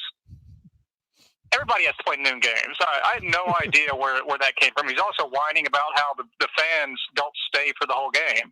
Well, newsflash, Tuscaloosa, Alabama gets pretty hot at noon in September. A lot of people don't want to stay and watch you run over all these FCS teams that you're playing in September. Okay? So, no, I'm not. This isn't aimed specifically at Dabo. This is aimed at anyone. This is aimed at Ryan Day for politicking for the number one spot. Either last night or this morning, one of the two. Yep. But specifically right now, with Dabo trying to say that no one respects Clemson, you're the number 3 team in the country. Did you notice that the two teams above you are also 13-0? Or at that time they were 12-0? It's like, I'm not really sure what else he wants. Now, I understand he's probably just saying all that to get his teammates, or not a teammate, his players to not get complacent and all that. So, but the thing is, you can do that in the locker room. You don't need to get on national television and do that. That's my problem with it. Yeah, I don't. Clemson fans can say it all they want, and I don't care what they do. But when you're paid, you're the highest paid coach actually in all of football. I'm pretty sure Dabo makes more than all the NFL coaches as well. That's just not. No one's feeling sorry for you. No one's feeling sorry for Clemson that they're number 3 in the nation. I mean, they're just not. No, somebody has to be number 3. There's no disadvantage. Again, yes, all 3 teams went 13-0. It's not like a one-loss team was placed in front of them, like was the case with Florida State back in 2014. There were 2 teams with 1 loss that were placed ahead of Florida State in 2014. And rightfully so, because then they went and got waxed by Oregon by 39 points. But yeah, nobody's disrespecting Clemson, and this whole deal about if we lose a game, they're going to drop us to 20. And then he starts talking about Wake Forest and Virginia Tech and how great those teams are, and that they would be upper echelon teams in other conferences. Okay, give me a break. Come on. I mean, I heard nothing but, and this is the thing, all Clemson has to do is go out and win these next 2 games if they want to be in the spotlight again, because no one was disrespecting Clemson after they waxed Notre Dame and did even worse to Alabama the following week. Was anyone saying they didn't deserve to be there, or they pretenders or whatnot? No. For the entire year, the entire offseason, everyone's saying how they were clearly the best team in the country. Absolutely. So, and I don't know if you've ever seen another college football YouTube station called Late Kick, but I'm going to borrow something that I heard from there the other night. It's kind of like no one's going to be impressed if a professional athlete goes over to, like a little league sport, somehow allowed to play, and then just dominates everyone there, and then they expect to be recognized for it. The difference is Clemson doesn't have a choice what the league they play in here is. The ACC is just what they're given geographically. But that's still, you're not going to be able to get anyone to be excited about Clemson beating Virginia by 50 points or 40 or whatever it was. Or Wake Forest, like you said, or Boston College, or any of these other teams. I mean, if you think the country can manufacture excitement for that, that's just not going to happen. I mean, again, no one's blaming Clemson for this. I don't think. I haven't heard anyone blame Clemson for this, but that's just the reality that they got to deal with. And it's not a bad reality, by the way. They basically get a free ticket to the playoffs every year as long as they don't trip somewhere. Yeah, so it's a double-edged sword, or it's kind of there are advantages and disadvantages. Exactly. So the advantage is, yes, we were sitting here in August and we basically all knew Clemson. Okay, Clemson's in the playoff. Let's figure out who's going to make the other three spots. But with that comes the criticism of you don't play anyone. So you can't have it both ways. You can't play a difficult schedule and then also have a free pass to the playoff. Um, but again, Clemson fans need to understand that I don't expect them to defend the ACC. I don't. It's not their responsibility. The other programs need to step up. They just go out there and take care of business and do what they can. I even give them credit for scheduling about as difficult as they can outside the conference. There are other teams that schedule more difficult games, but they go out and they've got the South Carolina game, and they can't control how good South Carolina is going to be. Under Spurrier, they won 11 games 3 consecutive years earlier this decade, but now they're no good. They have no control over that. They have to play that game. Then they add another, typically an SEC team, somebody else on the schedule, and that's supposed to be pretty good and has been in the past. Auburn, maybe not so good this year with Texas A&M, but that's decent to good, and that's their schedule. They put together as good a schedule as they can. So it's not a knock on Clemson, but just don't complain about it. Don't complain that your league's disrespected. Your league's disrespected because they're 2-14 against the other 4 leagues, because the league's awful. And I know that Dabo would have to choose his words carefully to be able to stick up for his league, but at the same time be realistic. But he doesn't have to. He doesn't have to start the rhetoric. He will have to respond to questions, but he started that whole rant and went off about and said a bunch of things that didn't need to be said about them being disrespected, and nobody wants us in the playoffs. Now, that's ridiculous. No, they don't want us in the playoffs.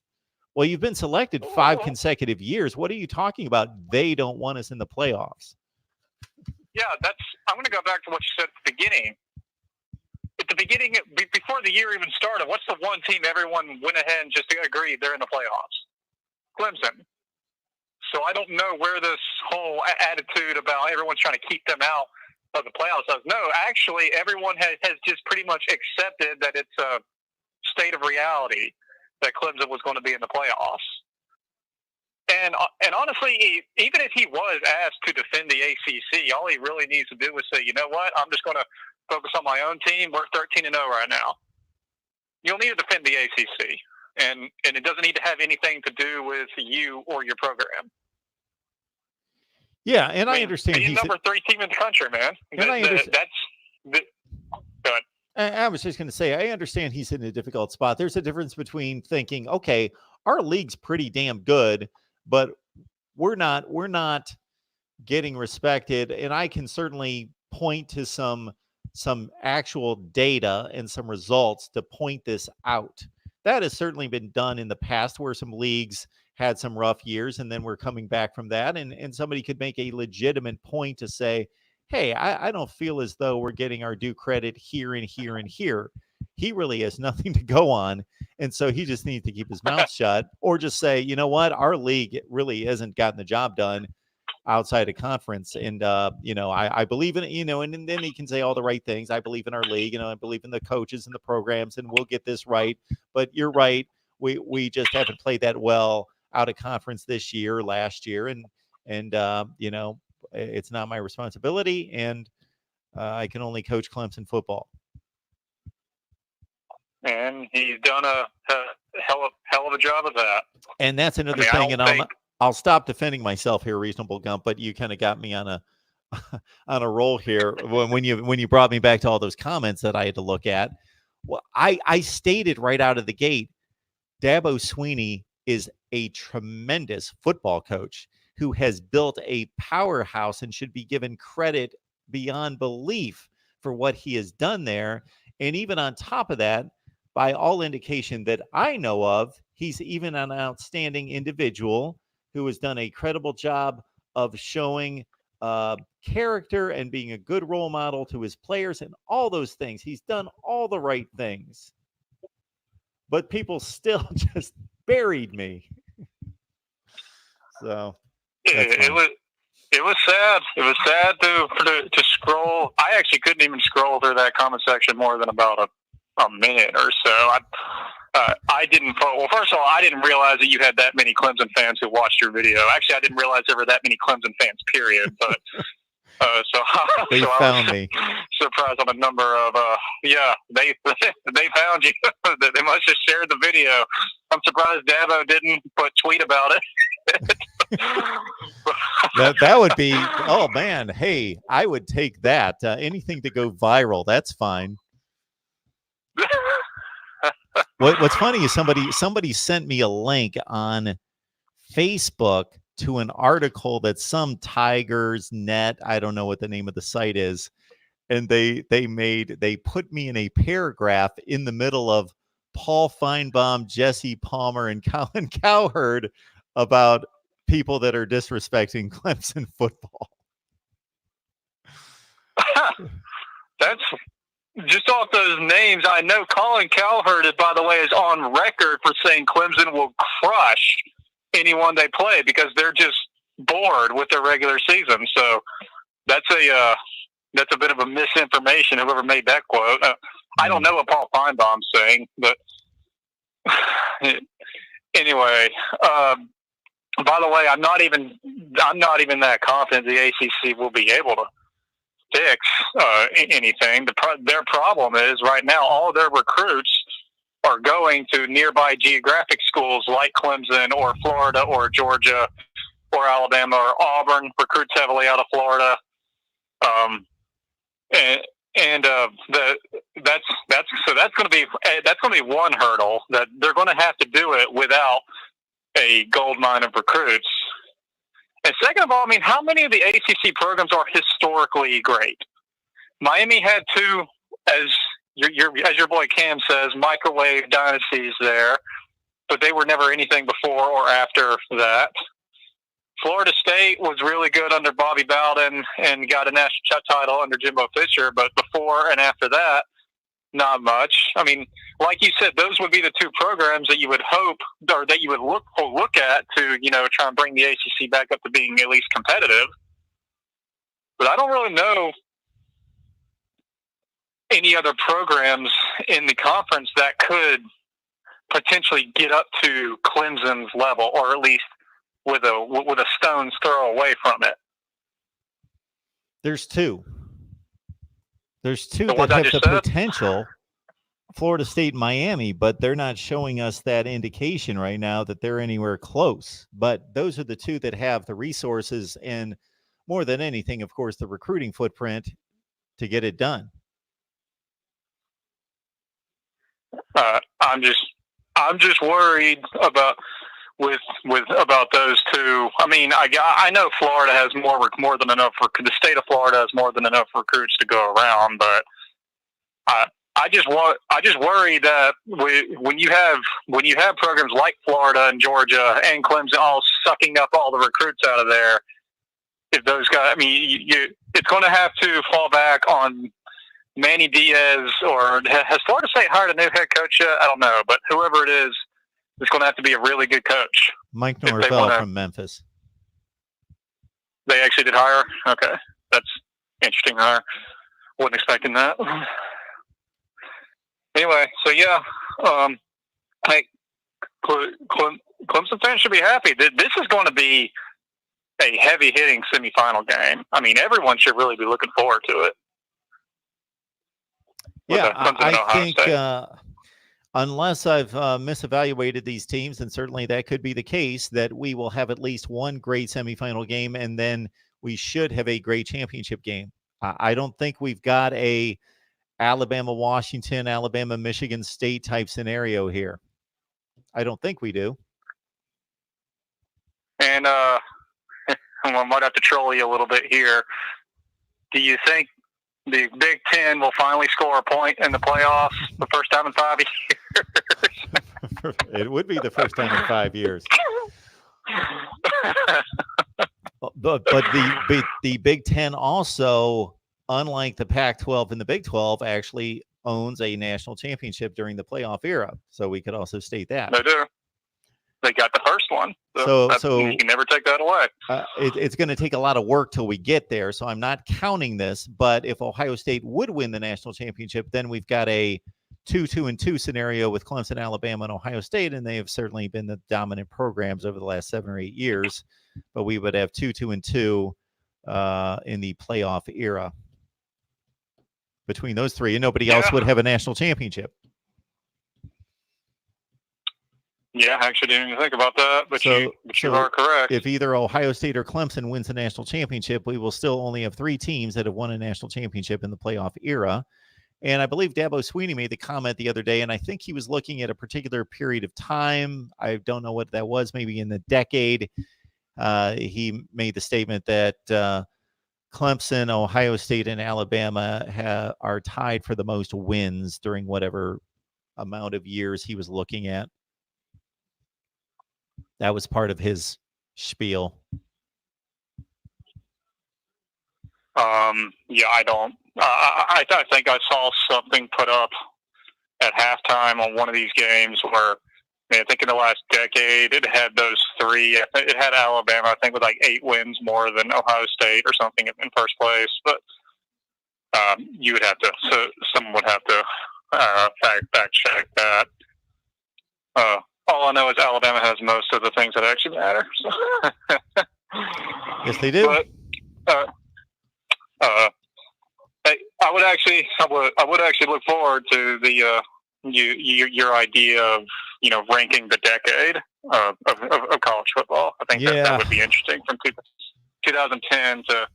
So I'm guessing you would start at the 2010 season, right? Not the because we've got bowl got games. And, we've got 10 full seasons between 2010 through 19. Yep. Yeah. No, I think that's cool. I definitely look forward to that. It might be an off-season project, but because man, there's just too much recruiting and people getting fired and hired, and obviously all these bowl games and playoff I thought games. you didn't like recruiting. I don't like recruiting, but it's got to be done. It just has to be done. If I'm going to do a college football channel, people love recruiting. And I'm actually in the same boat you are with that. I don't follow it that much. It's kind of like the NFL draft. Well, it's less. See, I like the NFL draft, but I could care less about the speculation leading up to the draft. But I like to watch the draft itself and then see who was selected by the teams. But the whole the speculation portion of the process is just a complete waste of time. So whether you're talking recruiting or NFL draft, to sit there and argue and debate and try to figure out whether, Jimmy Jones from North Carolina is going to sign with Clemson or Ohio State or Alabama or Georgia, and look at all these boards and predictions for weeks and weeks on end, and then look at his Twitter feed to try to figure out which way he's leaning. I just don't care. Once he does sign and puts his name, okay, I know that Clemson signed the number 3 wide receiver. Great. Okay. But all the speculation, I've got no time for it. You know what, Mark? So this actually isn't speculation. This is just what happens. But I'm curious to get your opinion on this. Now that we've gotten to this topic, what do you think of the de facto free agency practice in college football? Well, I don't like it, but I don't know what to do about it. Selective. I don't like it at all. But well, what I don't like about it is that it's completely random. Some people get it and some people don't, and it seems to be the popular people that actually get it. Like Justin Fields, by the rules, should have not been able to play this year, but of course he did. Just thinking back to like Demetrius Robinson should not have been able to play at Georgia when he moved there, and Kirby actually really didn't let him play his first year anyway. But the fact is, he was allowed to. But then there's just a slew of other players who transfer, and they have to do it the right way. They have to sit out. So I guess I'm just wondering, it's like, are they ever going to just clarify something? Or why don't they just go ahead and just release a new rule that says, look, anybody can transfer once with no penalties. Anyone can do that, but if you transfer twice, it doesn't matter. There's no appeals, nothing. You got to sit out. Well, that's what I would like to see. Yeah. So as you are outlining, there used to be a rule in place, and it's still in place. But obviously, the ability of these teams and these lawyers, not the teams, but the players themselves, and then the representation that they get to justify or make a case for themselves being immediately eligible has become a joke, because they can use just about any excuse available for them to justify and get it passed in terms of eligibility immediately. So, yeah, I like your rule. For the most part, I think we would really need to think it through to see what could possibly happen that might need to be considered. But it sounds like a good rule at its base, at its core. And lastly here, since we're coming up on bowl season, and we are bound to see so many of these headlines, really probably starting tomorrow, what do you think about players sitting out bowl games? Specifically, I'm going to highlight one example. Will Greer last year, the heart of his team didn't show up to the bowl game, and I think they got clobbered, if I'm not mistaken. What do you think about just that whole practice in general? Or all those Georgia players who set out against Texas, or all the Michigan players, freaking half the team, Michigan didn't show up to the game against Florida. What do you think about that? Does it disgust you? Do you understand? Are you completely with the players on that, or are you back and forth? I don't like it, but I understand it. So in a perfect world, we would see all the best players playing and everybody playing that's healthy, and we would see the teams motivated and playing together, and we would see good bowl competition. But we have what we have, and that's preparation for the NFL draft and players protecting themselves. And I certainly, as individuals, they at that point owe little to that particular institution. And if the institution or the program wants to play hardball, they could say, you know what? We know that you're healthy and you've chosen to sit out this game. Therefore, you are reneging on your scholarship. Therefore, don't come back on campus to lift weights or get ready for the NFL draft. Bye. But they're not going to do that. And the player could care less, probably. Yeah, I don't like it, but I get it.